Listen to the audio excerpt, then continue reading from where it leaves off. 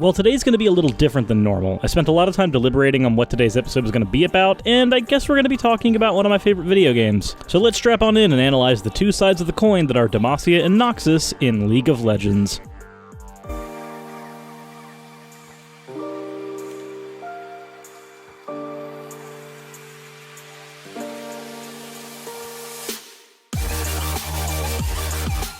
Alrighty guys, with the intro out of the way, let's go ahead and get to the fan art and then get into the content of the video. So, first we have this sketch by Dragnaut, a focusing on Suris' eyes by Emery, and then a Rule 63 Suris by Disco Scone. As always, thank you for your fan art submissions, and again, let's go ahead and push off the video a little bit longer because I have to get into some important information. As you all probably know, YouTube is pretty ham-fisted with its demonetization policies. And also, lately, whether it's through my fault or the fault of the algorithm, honestly I don't know, but I'm willing to say it's my fault. Videos just haven't been earning the same views as they used to. My channel's making about as much now at 28,000 subscribers as it was when I was back to 12 or 14,000. It's mainly because even though I've doubled in subscribers, my view count is about what it was then. Now, this isn't me trying to e-beg for money or anything, this is just me laying out the realistic scenario ahead of us. Because of this, I am going to have to take sponsorships in order to keep my channel afloat. It's really the only way. So you probably know what's coming at this point. That means that this video is going to have a sponsorship before we actually get into the video itself. I know I have an affiliate link, but that's not the same thing as a full-on sponsorship. Well, today's video is being sponsored by Raid Shadow Legends, a gacha-style role-playing game for mobile devices and also now on the PC.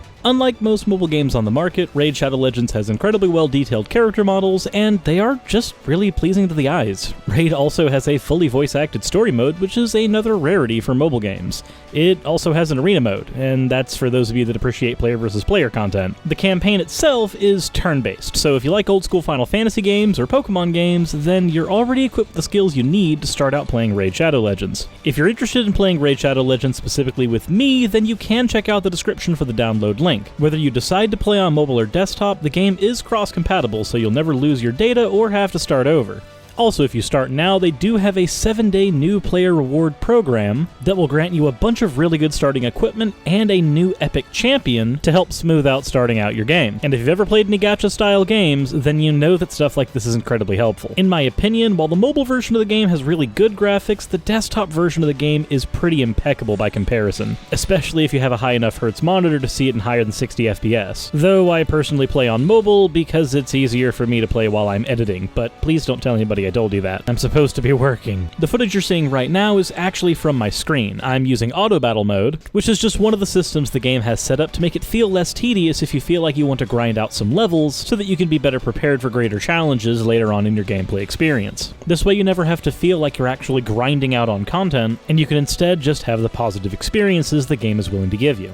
Again, if you use the download link in the description of this video when all's said and done to check it out, let me know. I'd be really interested in playing with my fans. And remember, the game's completely free, so you don't really have anything to lose. But please let me know in the comment section if you decide to give it a try. And with that said, let's talk about a completely different video game. If you've ever played League of Legends before, then you know that there are several factions within the game's lore. The two we're going to be talking about today are possibly the most prominent within the game's story. On the one side, Demacia, a proud, lawful kingdom with prestigious military history, founded as a refuge from magic after the Rune Wars. And then on the other side, Noxus, a brutal expansionist empire. Now, based on what I just said right now, it sounds like Demacia and Noxus are polar opposites. One is a good, lawful kingdom, and the other one is an evil expansionist empire that will encroach on lands that they don't own or deserve and take them over violently. But my case today is going to be that Demacia and Noxus are actually two parts of the same coin. Let's start with Noxus, which happens to be the one that we would usually see portrayed as the villain in any story, and then move to Demacia. So while yes, Noxus is an expansionist empire, those who look beyond its walls actually find a very inclusive society. Noxus is actually a functional meritocracy, where anyone can rise to a position of power and respect if they display the necessary aptitude. Noxians don't really care much for your social standing, background, or wealth. They value strength above all, but that strength can manifest in a multitude of ways. As a result, whether your strength comes from an aptitude for magic, an ability to stealth, knowledge, which can equal power, or actual raw strength, then you'll have a place in Noxian society.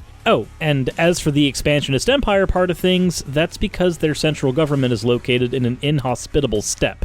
They literally do not have the ability to be self-sufficient, and due to their history, many places will not engage in regular trade with them. So in many cases, the expansionism, for better or worse, is a matter of survival. But this is the current form of Noxus. They also existed in an age of tyranny, where the outward malice that other people felt towards Noxus was a little more legitimate. So we see that a classically villainous and dark society is actually a very inclusive one that has a tendency to elevate anyone within the society. So let's look at Demacia. While they are a proud, lawful kingdom, their military history stems from what was called the Golden Age of Demacia. This is because Demacia was classically one of the few places where one could actually find refuge from magic. You see, in the League of Legends lore, there was this thing called the Rune War that happened, and it threatened to destroy the entire world. Now, in the old lore for League of Legends, this was why the League itself was established, so that places could settle political disagreements without having to engage in actual climactic wars that threatened to destroy their climate and their world. However, the League itself has now been taken out of the League of Legends lore.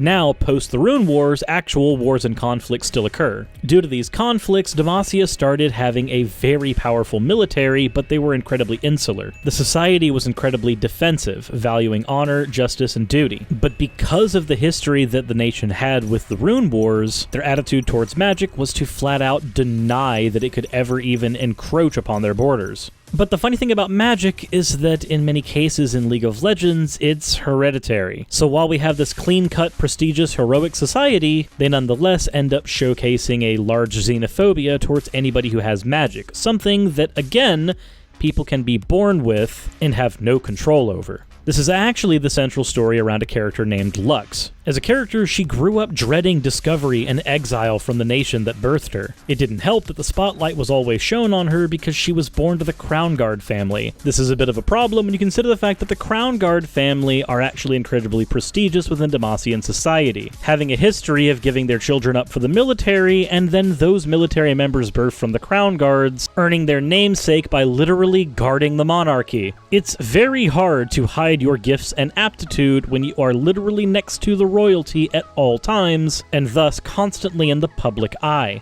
As a result of this, whereas Noxus is classically depicted as the evil society in Runeterra, the other side of their coin, Demacia ends up turning a lot of its evils inward. As opposed to outward xenophobia of those around, they end up turning on their own the minute their own looks to be the other. Every other society in League of Legends has an aptitude and acceptance of magic. Demacia, on the other hand, is xenophobic towards it. Oh, and the reason that they're not an expansionist empire? It isn't just because they were born from a defense of a nation during the Rune Wars. It's also because, circumstantially, their nation is agrarian. Their lands are incredibly fertile. They have the ability to be insular because they can be self-sufficient. They can sustain themselves on the land they own. This isn't exactly something that's afforded to Noxus. Noxus doesn't have the same geographical benefits that Demacia does. Noxus may have been a nation born of tyranny, but it turned into an incredibly inclusive and progressive society over time. And while Demacia may have been a nation born from fleeing refugees trying to escape the chaos of the Rune Wars and the magic around them,